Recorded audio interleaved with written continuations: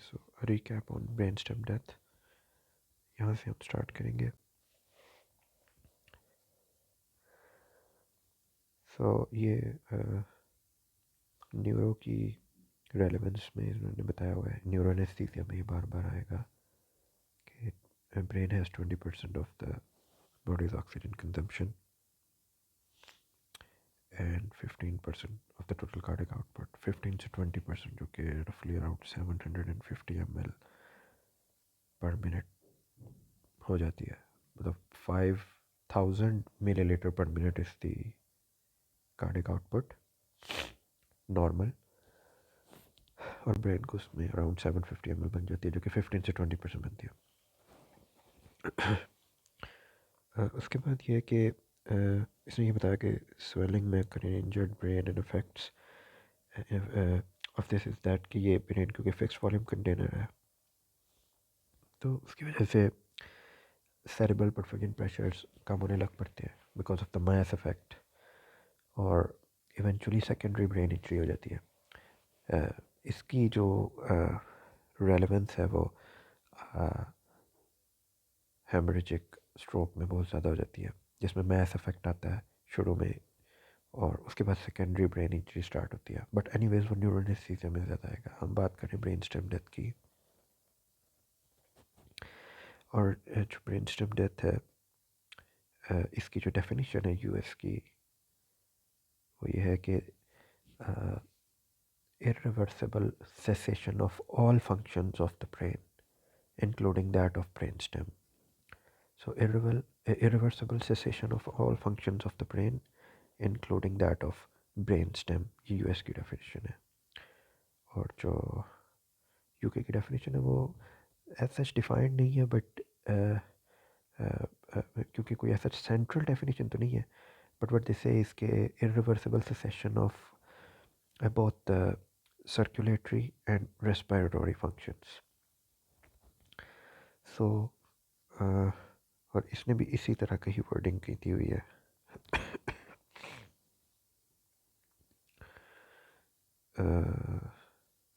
यहाँ पे कहीं irreversible loss of capacity for consciousness combined with capacity to breathe, तो आई गेस आप ये वाली याद कर लो, बट इन सम सोर्सेज दे से irreversible cessation of both the circulatory and respiratory functions, उसको भी वो ब्रेन डेथ कंसिडर करते हैं यूके। और यूएस वाली भी इक्वली अप्लाई होती है, you can say anything you like, बस वो it should roll over your tongue, it should be very abrupt, that's the point. इसमें उसने थोड़ा सा रैंडम सा लिखा हुआ है, बट ये जो थर्ड नर्व के बारे में बताया इसमें जो सबसे इम्पॉर्टेंट पार्ट उसका वो ये है कि जो ब्रेन पे अगर प्रेशर ज़्यादा पड़ता है तो ब्रेन की हर many types of herniations can take place. The brain can move down the pressure gradient. तो अगर सुप्रासेरिब्रल यानी ऊपर से प्रेशर आए तो एक वेरी कॉमन साइट जो कि हर्निएशन की है वो अंकस के पॉइंट के ऊपर होती है, और जो अंकल हर्निएशन होती है उसमें व्हाट हैपन्स इज के अंकस के मीडियली थर्ड नर्व पड़ी होती है, और जो थर्ड नर्व है ओक्यूलोमोटर, जब उसका लॉस होता है तो जो प्यूपल होता है, लेट्स से ये टू आइज है, this is the nose, so this is the normal eye, और अगर इस साइड के ऊपर पैथोलॉजी है, इस आई के ऊपर, तो अगर इस ये जो है ये वाली आई है इसमें पैथोलॉजी है तो pupil will be dilated, unresponsive to light, and down and out, down and lateral। और pupillary shape के differences हैं देख इसमें, this pupil is smaller, this one is bigger, and इस phenomena को कहते हैं a very important in terms of exam preparation, anisocoria, differently sized pupils, and isocoria and isocoria। differently sized pupils, or whenever you encounter anisocoria, तो ये एक inevitable sign होता है of impending brain herniation या impending coning, and it's a very dangerous sign if you see that.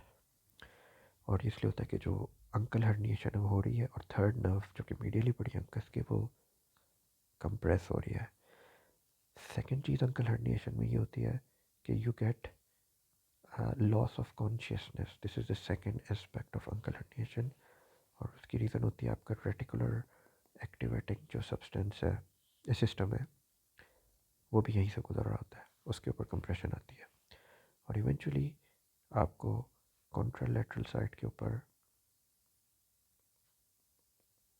हेमीपेरेसिस मिलता है. सो weakness या loss of motor activity on the contralateral side of the limbs. So these three signs are of uncal herniation, और ये आपको मिल सकते हैं और yes, why is uncal herniation relevant? Because uncus brain stem के ऊपर, यानी जो ऊपर का जो आपका पोर्शन है टेम्पोरल लॉब का, और अंकस टेम्पोरल लॉब में है, वो नीचे की तरफ जाता है. This is a type of transtentorial downward herniation, और नीचे ब्रेन स्टेम पड़ी हुई है. तो this causes pressure on the brain stem, और इस वजह से ब्रेन स्टेम डेथ भी हो सकती है. That is why uncle herniation can cause brain stem death eventually. और इवेंचुअली इसी वजह से अंकल हर्निएशन में ब्रेन स्टेम डेथ हो सकती है.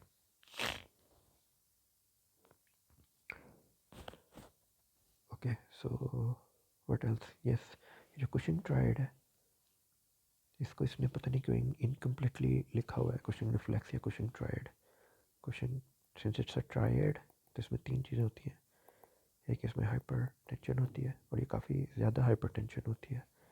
This is usually blood pressure systolic in excess of 180 systolic BP. और ब्रेडिकार्डिया होता है, और जो ब्रेडिकार्डिया है उसमें आपका heart rate generally less than 40 तक हो जाता है, और ये रिफ्लेक्स ब्रेडी होता है. And you also have irregular respirations. So this is the triad. और जो इसने हाइपोथैलेमस और पिट्यूटरी फेलियर के बारे में बताया हुआ है, ये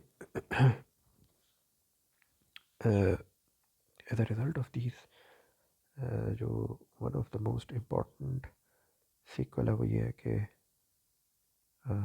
बेसोप्रेसिन ADH का, जो कि पोस्टीरियर पिट्यूटरी से आता है, उसका लॉस होता है, जिसकी वजह से आपका डायबिटीज इंसिपिडस हो जाता है.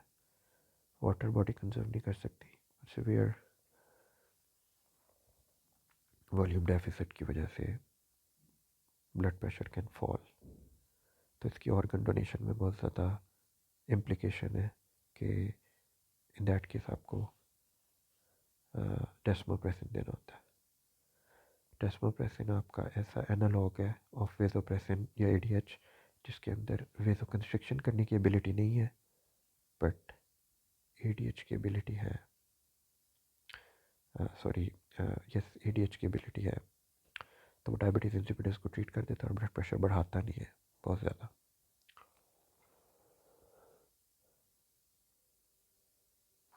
अगेन उसने थर्मोरेगुलेशन की बात की है कि हाइपोथर्मिया,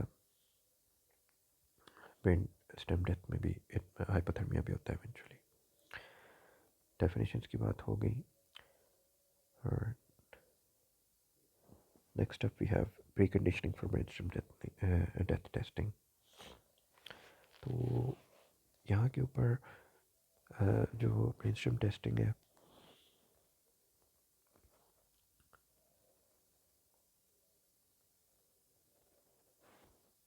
इसमें जो डिफरेंस है यूके और यूएस में, वो ये कि यूके वालों ने core temperature above 34 degree Celsius बताया हुआ है, और in US they have said कि जो core temperature should be greater than 36 degree Celsius. Basically जो प्री कंडीशनिंग्स हैं वो थोड़ी थोड़ी डिफ़र करती हैं बिटवीन, लेकिन essentially they are the same. तो इसने हाइपोथर्मिया का बताया, इसने टेम्परेचर का बताया हुआ है, इसने ड्रग्स का, hypnotics, tranquilliser, narcotics, neuromuscular blocker का बताया हुआ है, एंडोक्राइन, मेटाबॉलिक, सर्कुलेटरी डिस्टर्बेंसेस का बताया हुआ है। और बाय द वे जब हम सर्कुलेटरी डिस्टर्बेंसेस की बात करते हैं तो जो सिस्टोलिक ब्लड प्रेशर है, वेयर इज इट,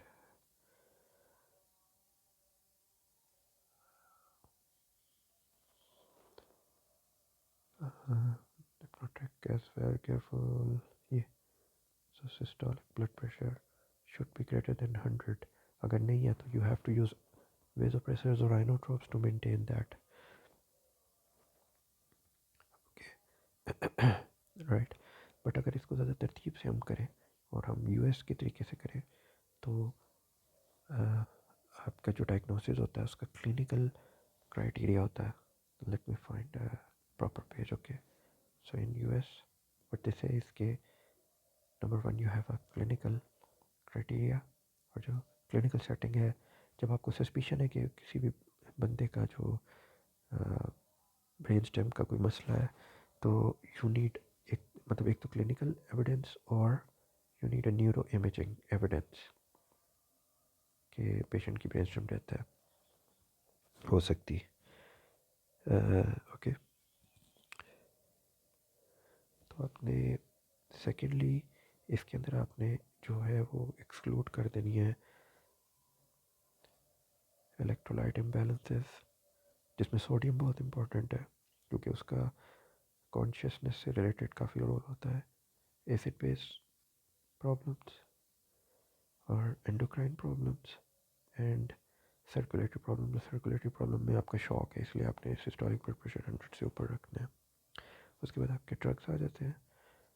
ड्रग्स में आपका नारकोटिक्स यानी ओपियाइड्स हो सकते हैं, कोई भी सेडेटिव्स हो सकते हैं, न्यूरोमस्कुलर ब्लॉकर हो सकता है, वो आपने रूल आउट करने की नहीं पेशेंट को दिए हुए। और नंबर 4 आपके पास कोर टेम्परेचर है। कोर टेम्परेचर में डिफरेंस मैंने बता दिया कि यूएस वाले ग्रेटर देन 36 डिग्री सेल्सियस करते हैं और यूके वाले ग्रेटर देन 34 डिग्री सेल्सियस करते हैं। So once you have the clinical criteria or neuroimaging जो कि consistent है with the brainstem death, then you need to conduct specific tests जो कि यहाँ पे दिए हुए हैं। इससे पहले हम ये भी देख लें कि इसने ये बताया हुआ है कि आपके पास 2 डॉक्टर्स होने चाहिए जिनके एक्सपीरियंस मोर देन 5 years हो, ये MCQs आते हैं। One should be a consultant, neither should be a member of transplant team। I remember ऐसा कोई क्वेश्चन आया था मुझे भी, तो ये चीज़ें शुड बी मेमोराइज्ड। और जो टेस्ट हैं उनको आप दोनों एक डॉक्टर एक साथ भी कर सकते हैं या अलग-अलग कर सकते हैं, लेकिन you have to conduct it twice, यानी दोनों बंदों ने 2 दफ़ा करना है और there is not defined time कि कितना गुजरे तो उन्होंने दूसरा टेस्ट रिपीट करना है। हाउएवर जब वो दूसरा टेस्ट कंडक्ट करेंगे उससे पहले उन्होंने पेशेंट के अटेंडेंट्स को फुली तरह टाइम देना है to understand the gravity of the situation.